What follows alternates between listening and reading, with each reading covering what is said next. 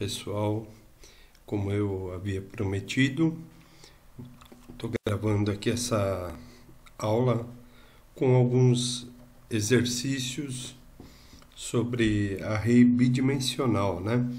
Então aqui do lado, está vendo, né? Deixa eu ampliar um pouco mais. Aquele exemplo que eu havia passado em aula, então vou, na verdade, reforçar ele aqui. Então veja o seguinte, que uma das formas, quando eu tenho valores pré-definidos, eu digo que eu posso montar o meu array, né, desta forma aqui, ó, tá? Meu array bidimensional, denotado por dois pares de colchetes, tá? E aqui uma representação de uma matriz, claro, aqui está com outros valores, né? Tá? Mas, enfim, a ideia é essa, né? Nesse caso aqui, ó, eu tenho uma, duas, três linhas, três conjuntos, né? São três linhas, tá? Independente dos valores ali. E em cada linha, cada conjunto, eu tenho três elementos. Então, eu tenho uma matriz 3 por 3, ou de ordem 3, né? E aí aquela ideia que eu estava falando do m.length, tá? Então, reforçando o m.length, ele te dá a quantidade de linhas que tem na matriz. Essas linhas, eles são vetores. Então, a minha matriz bidimensional em Java é um array de arrays, tá? Então, a matriz, ela é um array de arrays. Nesse caso, eu posso considerar cada linha, linha 0, linha 1, linha 2, como três arrays, três linhas, três arrays, tá? Em cada um desses arrays aqui tem comprimento 3, tá? Então, eu tenho três arrays de comprimento 3, eu tenho 3 por 3, tá? Bom, eu vou pegar esse bloquinho aqui, ó, né? E eu simplesmente vou copiar ele para um projeto que eu vou criar aqui, tá? Então, vou chamar de exemplo 1 de matriz, tá? A matriz também pode ser chamado de array bidimensional, ok? E aqui, só para não ficar esse nome grande, mudar o nome do pacote, tá certo? E aqui, exemplo. Esperando carregar aqui.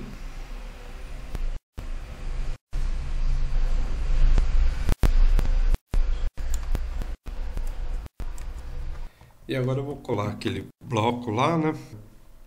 Então, veja, aqui, meu array, né? 3 por 3. Eu vou, nesse caso aqui, o que ele está fazendo? Estou dando um print aqui, ó. Vamos executar passo a passo. Ó. Vou colocar um ponto de parada aqui, ponto de interrupção, né? Deixa eu carregar aqui as informações. Pronto. Então, veja, nesse momento, a variável i vale 0 e a j vale 0 também. Eu vou dar um print aqui. Deu um print, exibiu o 1, porque ele está na posição 0, 0, ou linha 0, coluna 0. Agora ele incrementa o j, veja. O i vale 0, o j vale 1. Então, agora ele vai exibir linha 0, que é esse array aqui, ó, tá? Esse array, coluna 1, 3, e assim sucessivamente, tá? Pronto. Agora, veja o seguinte, que na transição, quer dizer, depois que ele fez esse for aqui, ou seja, ele completou esse for, ou completou a linha 1, 3, 4, tá aqui, ó. Ele sai desse for e dá um system.out.println, println vazio, né? Ele vai fazer a quebra de linha. Então, a próxima linha, que é essa daqui, ó, ela é exibida embaixo. Então, desta forma, eu tenho uma matriz, uma saída, né, na matriz,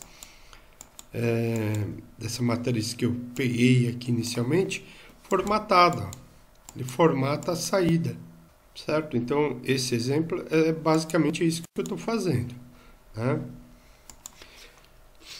Agora, vamos pegar um outro exemplo. Vou colocar uma classe aqui mesmo, tá? O mesmo pacote. Vou chamar de exemplo 2. E vamos supor o seguinte. Eu tenho uma matriz, porém não tenho os valores dela, tá? Não tenho os valores dela. Essa matriz pode ser inteira mesmo. Uma matriz, né, um array bidimensional. E aqui eu vou colocar como sendo uma matriz 4 por 5, tá? Veja que agora eu não tenho mais uma matriz quadrada, ou seja, mesma quantidade de linhas e colunas, tá? Como eu tenho aqui, ó, né? Então veja que m.length me dá a quantidade de arrays. Arrays são esses conjuntinhos aqui, ó, 1, 2 e 3, tá?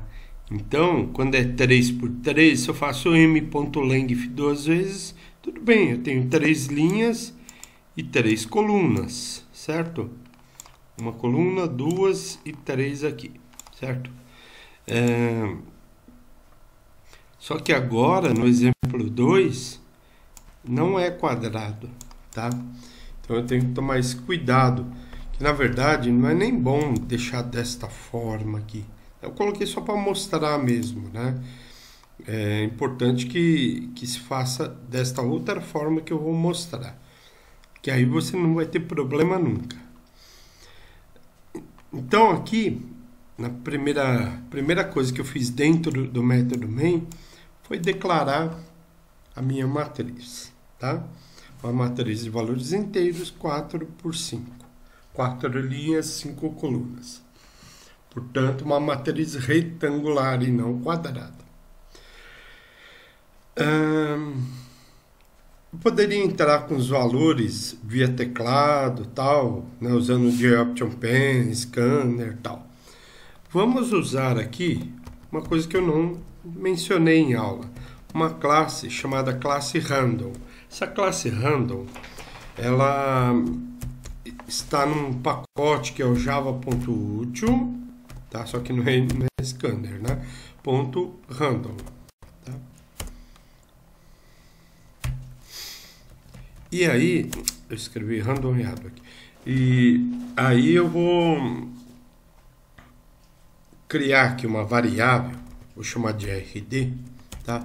Na verdade, esse termo aqui você já conhece. Eu estou criando um objeto da classe random, ok? E pronto.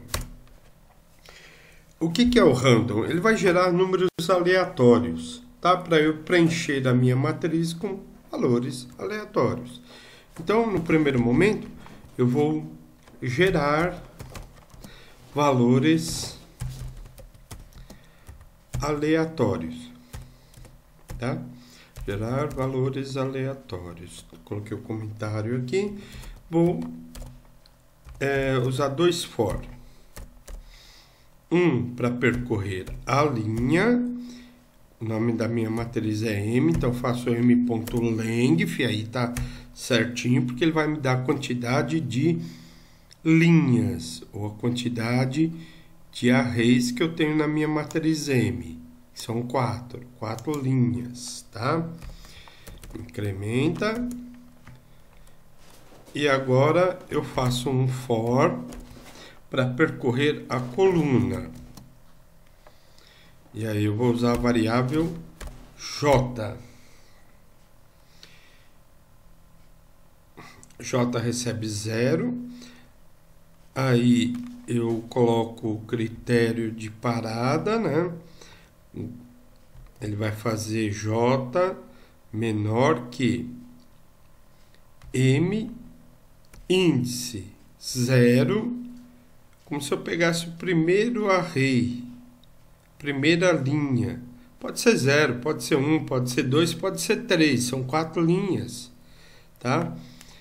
Ponto length, aí ele vai me dar o comprimento de cada array. O comprimento equivale a dizer a coluna, são 5 colunas, tá? J++, e agora eu vou fazer o quê? Eu vou alimentar a minha matriz.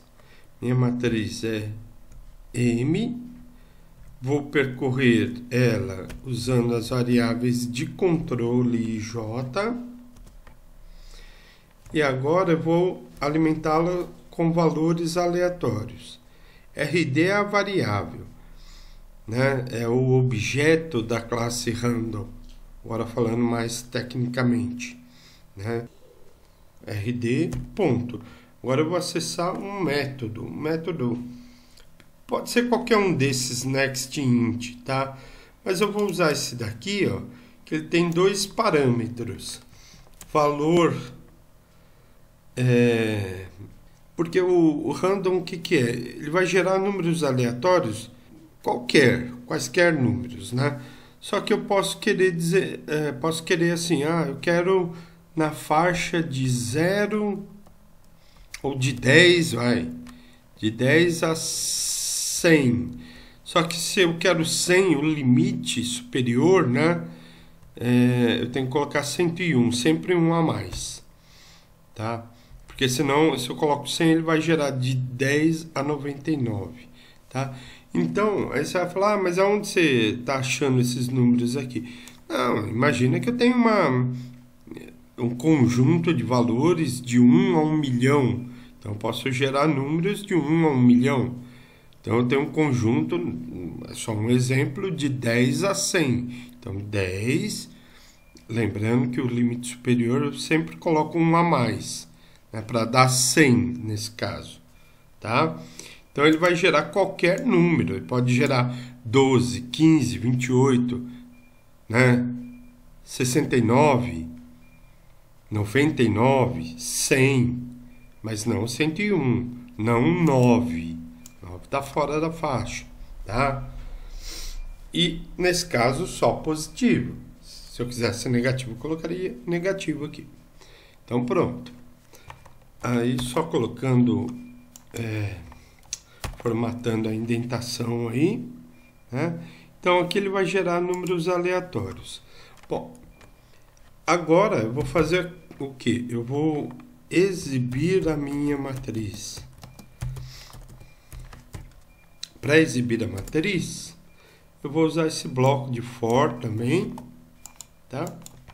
Copiar aqui, só que eu não quero gerar, né? Agora eu quero exibir.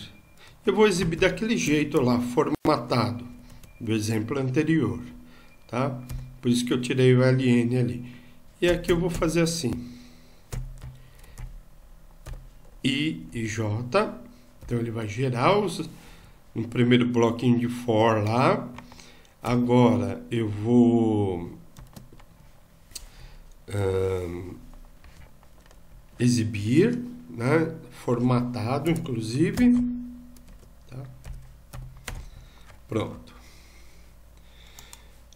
E depois a gente vai ver o que mais a gente pode colocar ali como desafio para a gente resolver. Vou executar o arquivo aqui.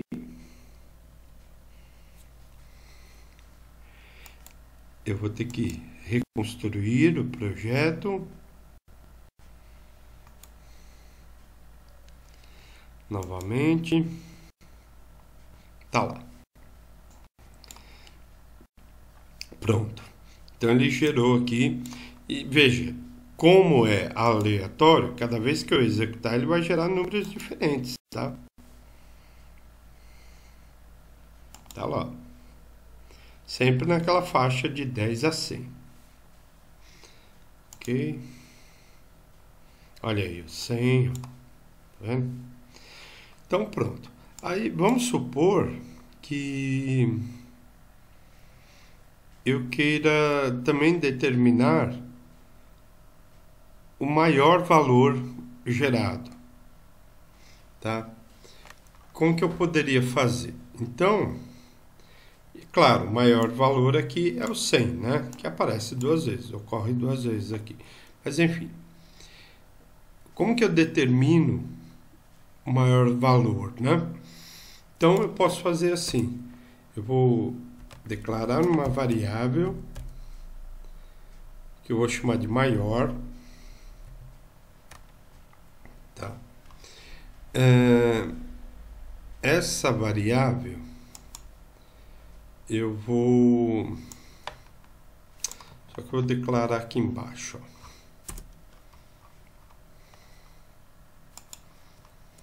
Na hora de exibir, eu vou determinar o maior.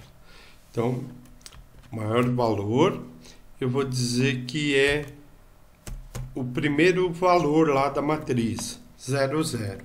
Você vai falar por quê?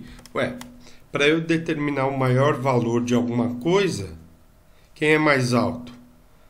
Eu ou... Né? Aí eu tenho que comparar com uma outra pessoa. Não dá para eu dizer que eu sou maior ou mais baixo sem me comparar com alguém. Aqui eu tenho que determinar o maior valor. Então eu tenho que ter dois para comparação. O primeiro eu estou dizendo que é o maior, inicialmente. Então, como se fosse aqui, 25 nesse caso. Né? E vou sair comparando com os demais. Tá? Então, à medida que ele vai exibindo aqui, eu também vou aproveitar e comparar. Como que eu faço? Se o que tiver em maior, na variável maior, for menor do que o que aparece na matriz, tá? IJ, se for maior, né, o que aparece na matriz, então é esse que eu quero. Ou seja, maior recebe M e J.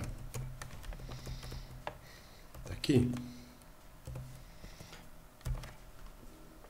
Tá? Então, se o que está guardado aqui for menor do que o valor da matriz, eu quero o maior, que é esse cara, então. Né? Pronto. Desta forma, eu consigo determinar quem é o maior.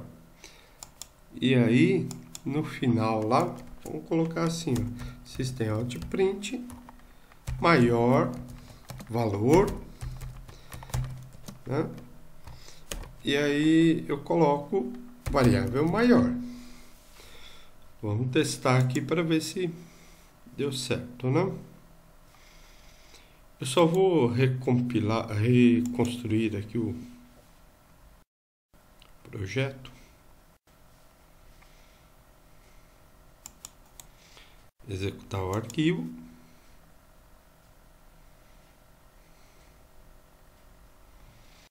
Então tá aí. Vamos dar uma conferida. Ó, maior valor realmente é o 99, né? Que aparece aqui. Vamos executar novamente. Maior valor 98, olha aí. Mais uma vez.